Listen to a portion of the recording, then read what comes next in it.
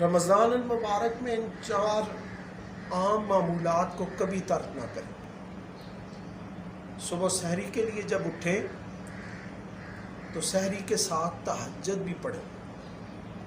سحری یہ بدن کو طاقت حاصل کرنے کے لیے کھائی جاتی ہے، اور تہجد یہ روح کی غذا ہے، اور روح کو طاقت بخشنے کے لیے تہجد کا اہتمام کریں۔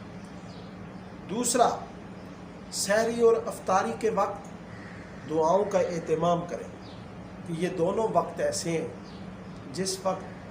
جن وقتوں میں اللہ رب العزت روزے دار کی دعا کو قبول فرماتا ہے۔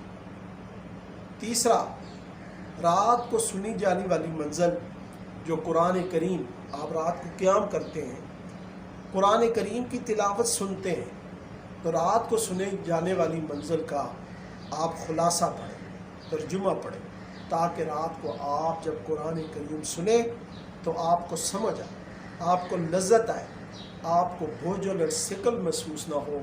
یہ سب سے بہترین طریقہ ہے قیام کرنے کا، قرآن کریم کو سننے۔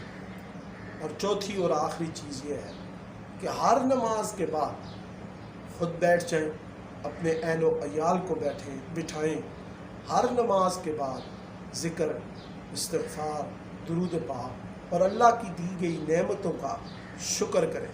لا الہ الا اللہ اور الحمدللہ، استغفر اللہ اور درود پاک پڑھیں۔